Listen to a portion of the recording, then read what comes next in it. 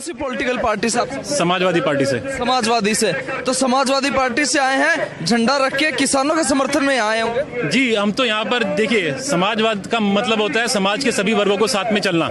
हम यहाँ पर किसान, यहाँ पे कोई पॉलिटिकल एजेंडा नहीं है। हम यहाँ पर हमारे राष्ट्रीय अध्यक्ष जी ने ये हमें आदेश दिया हुआ है कि जहाँ पर भी मजलूमों के साथ, किसानों के साथ, दलितों के साथ, अल्पसंख्यकों के साथ कुछ भी जुल्म ज्यादती होती है, आप उनके साथ खड़े हो और उनकी सेवा करें। हमने यहाँ पर आए थे अपना राशन पानी लेके, यहाँ पे हमने फ्रूट्स वगैरह बांटे हैं, फूड जो पैकेजेस थे वो बांटे हैं लोगों के बीच में, और हम यहाँ बेसिकली सेवा करने के लिए आए हैं। क्या मांग करते हैं? यूपी से और कितने लोग आ रहे हैं? किस तरह के पार्टी की तरफ से आदेश है? किस तरह से इस आंदोलन में आप शरीक होंगे?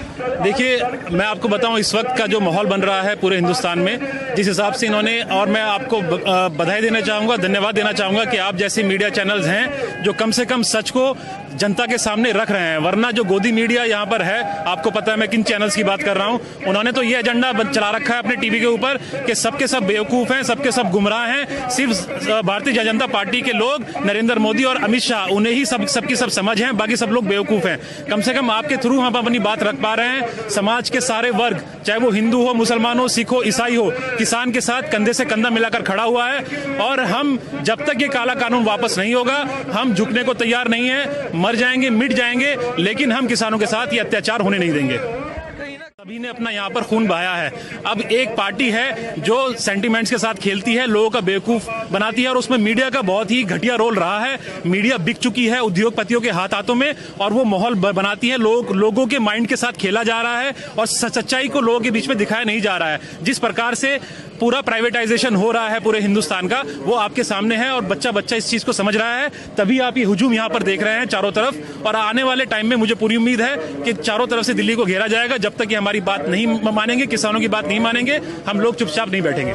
सेंटिमेंट से खेलने की आपने बात कही है, ये इतने लाखों किसान यहाँ पे है, क्या सभी के सेंटिमेंट्स को वो बदल दिया उन्होंने? देखिए, सेंटिमेंट से अभी आप देख रहे हैं कि किस हिसाब से लोगों को इन्होंने सेंटिमेंट से खेल के अपने हिंदू मुस्लिम की दीवार ये हमेशा खड़े करते आए हैं। आज का जो मुद्दा है वो किसान का मुद्दा है। यहाँ पर ना कोई हिंदू है, ना कोई मुसलमान है, ना कोई सिख है, ना कोई ईसाई है। यहाँ पर हम आम आदमी की लड़ाई लड़ रहे हैं, और समाजवादी का एक एक कार्यकर्ता, समाजवादी का एक बच्चा किसानों के साथ कंधे से कंधा मिलाकर खड़ा हुआ है, और इनको इनकी हक की जो लड़ाई है उसमें हम मजबूती के साथ क्या उत्तर प्रदेश में भी ऐसी स्थिति है किसानों की?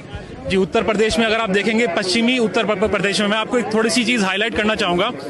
अगर आप देखेंगे जो एमएसपी जो हमारा है, मिनिमम समर्थन मूल्य, उसमें 23 क्रॉप को ही दिया जाता है। ये उसमें सबसे मेन जो रहती है वो रहता है हमारा धान, और हमारा ये गेहूं जो होता है हमारा, इसके ऊपर मिनिमम समर्थन मूल्य रहता है। सबसे ज्यादा जो इंफ्रास्ट्रक्चर अगर आप देखेंगे तो पंजाब, हरियाणा और पश्चिमी उत्तर प्रदेश में है, क्योंकि जो मिनिमम समर्थन मूल्य का जो इनका एजेंडा, वो इनका जो क्राइटेरिया है वो ये है कि 5 किलोमीटर के दायरे के अंदर आपकी मंडी होनी चाहिए।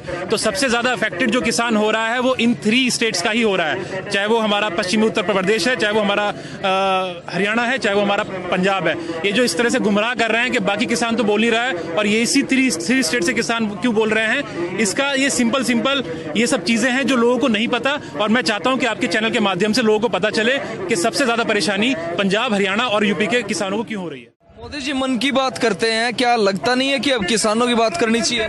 मोदी जी अपने मन की बात करते हैं या फिर उद्योगपतियों के मन की बात करते हैं, और उनको ये समझना बहुत हो चुका है। चाहे वो हमारा एनपीआर वाला इश्यू हो, सीए वाला इश्यू हो, अब इन्होंने किसानों वाला, सबको इन्होंने दबाने का काम किया है। ये दमनकारी जो नीतियों के साथ भाजपा सरकार चल रही है, अब एक पानी जो होता है ना, सर से ऊपर गुजर चुका है। अब हम इसमें चुप नहीं होता हूं। मैं आपके मंच के माध्यम से आप ये देखिए कि एक बहुत छोटे से चुनाव में हैदराबाद में ये जा रहे हैं, मोदी, शाह वगैरह, जितने चीफ मिनिस्टर वगैरह सब जा रहे हैं।